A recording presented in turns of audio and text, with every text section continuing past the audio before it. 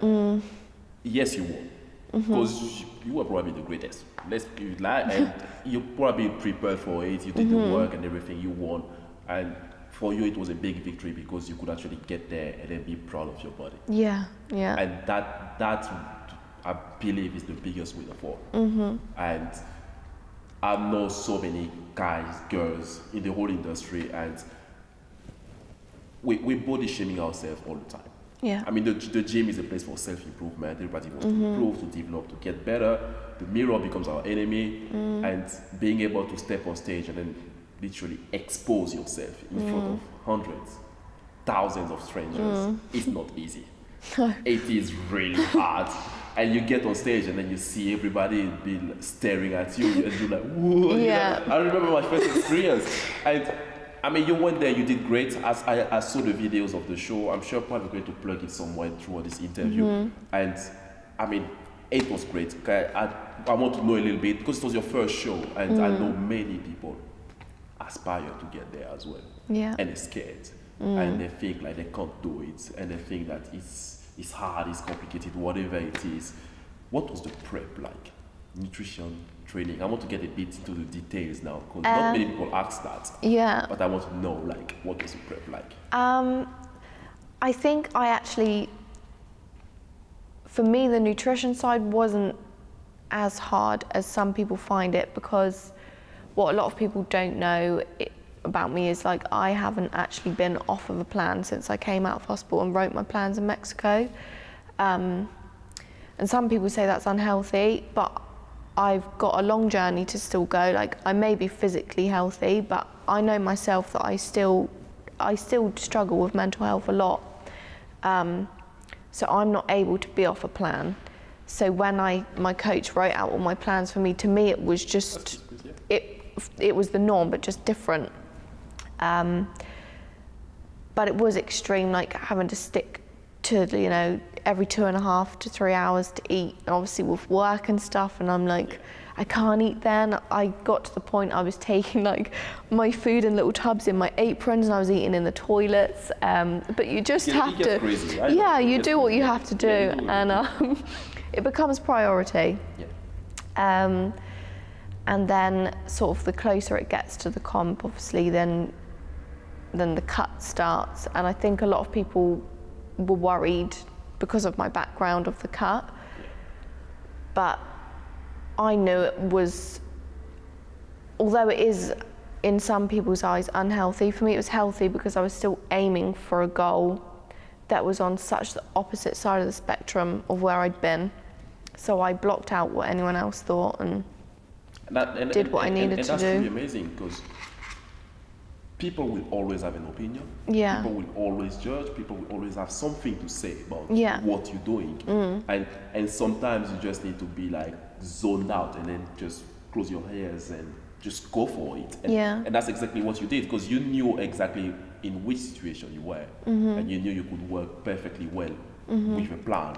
All people will be telling you like, yeah, this is unhealthy and this is that, this is that. Everybody thinks that fitness people are just freaks. Yeah, and they're just they really do, themselves. And for us, for people like me, you, and many other people, it's therapy. Yeah. And it's the best form of therapy, and to be able to overcome challenges, I don't know, nutrition, fitness, like everything else. Like now you go to the gym, you do your thing, and you've been through a prep. Like I know what it's like. I don't know, 12, 16, 20 weeks, 24 weeks. I know it gets really hard. And you did 3 shows back to back in 6 weeks. Yeah. That is really hard. Yeah. That is really, in 10 years of training, I've never done that. Yeah. I do 2 shows a year, max. And genuinely, I salute you for that. Thank you. And, I mean, you earn my respect, because I saw that on Instagram of someone. I'm like, what? it is really hard, and for you to be able to achieve such great things in such a small amount of time. Yeah. It's only to show that there is so much more to go. You know what I mean? And staying in that mindset could only bring you greater things. Yeah. I want to transition to the next part of things, like training, because I want to get a bit technical, just a little bit technical, not going in depth in terms of like what you were doing, how much you were lifting and everything like that, but like what was training like? What's training like for a bikini competitor? You know, like people want to know, like, are you doing hours of cardio? Are you lifting weight? How do you approach things? You know, like, just want to share a little bit, if you don't mind. Yeah, no, that's fine.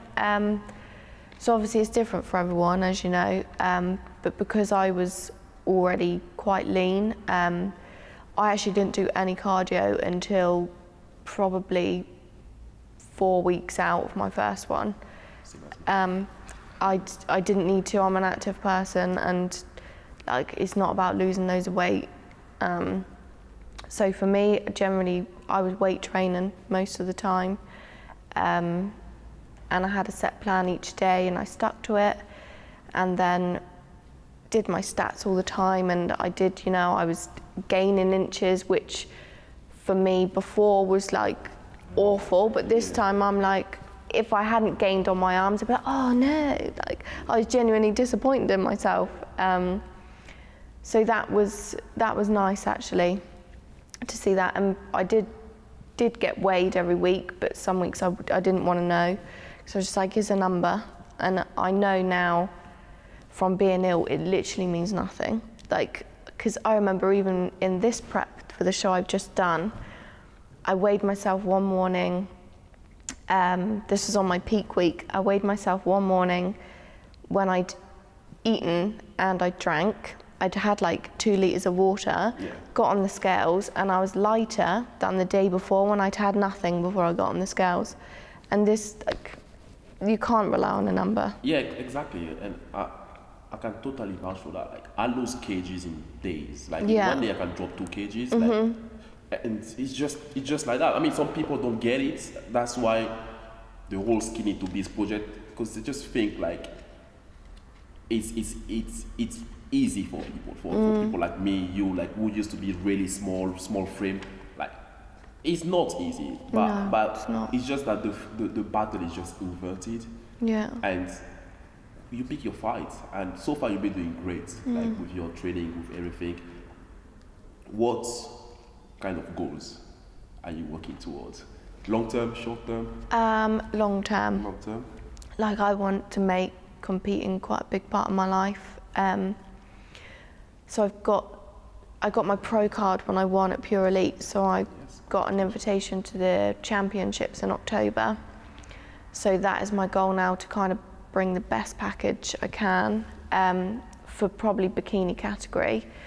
And then I think for 2018, I might change category and go more into like figure toned, so to get more growth, more definition, have the abs, and good. I like that. I like what I'm hearing. Yeah. I'll be on the lookout for that. If you got any advice to share with anybody who may not be suffering from anorexia at the moment, but maybe going through challenging times about the way they feel toward themselves, towards their body, towards everything else, what would it be? Oh, I've got so much to say, but obviously Should it all? I think with mental health, and especially eating disorders as well, people, they judge everything from the outside, and I cannot stress enough, like, just because someone looks okay does not mean they are. Like, I've come a long way, and yeah, I've just won some competitions, but I struggle every day. Every single day is a battle, and people just presume. I remember when I was first diagnosed, I was actually not treated in a day patient unit because they said I wasn't actually like at a low enough weight to be on their eating disorder list. And so to say that to someone with an eating disorder is the worst thing they could have said, because I went home, I was like, I need to be smaller to fit into what they wanted to be in there. And I think everyone's self-critical. Like, even on stage, people think, oh, you must love yourself because you're up there. No, you don't. Like, the people in the fitness industry are the nicest people I've ever met. And even at Pure Elite, everyone backstage had a story of why they were there. And believe it or not, most people backstage were like, I don't look good enough, oh, I can't do it. So I think, yeah, it's completely misjudged, the fitness industry. All I can say for eating disorders specifically is, if you're listening to your mind, like, the eating disorder will drive you to keep going, and there is no end. That's what I was waiting for. I was like, each week I was thinking to myself, like, when is it gonna be happy? When is it gonna end? And it wouldn't have ended until I ended. That's the only way it would have ended. You got to take action and then drive towards. But you have to be ready yourself to change. Yeah. People kept telling me to change, and you have to want life. Absolutely. And remind yourself every day of why you've been brought into life, and that's not to spend your life sat in a hospital bed. That's good. That's good. Like when you're married. I think we've covered pretty much not everything, but a lot. a lot of great insights into a great story. Obviously, great piece of advice when it comes to eating disorder, mental health, and how to become a bikini competitor and then win shows as well. And when can people find you? Social media, website? Facebook as Nicola King, and then Instagram. I will link it up somewhere. I will link it up somewhere on the screen, bottom of this video. I'll put that somewhere. I'm on both of them. It's been a pleasure to have you, and I'm truly, truly privileged because you're my first guest. Like, it's my first time doing this. A bit stressed. It's great, and I'm really honored that actually you took the time after the expo to just pop down and then have a chat, share the story. Like, we literally exchanged texts, I think, a day or two, and I was like, wow, there are still some nice people out there, you know. And I'm really, really happy that I met you. I'm really happy that you have such an amazing story, which we're going to obviously try to put in the face of people and try to inspire them to get better, because that's the whole idea with that, the gym, the Skinny to Beast project, and all these kind of things. And I hope that obviously we'll be in touch. I'm sure that one day I'll get down south and I will be in touch, and it's been great. No, right? I'm honoured to have been asked to come here, to be honest.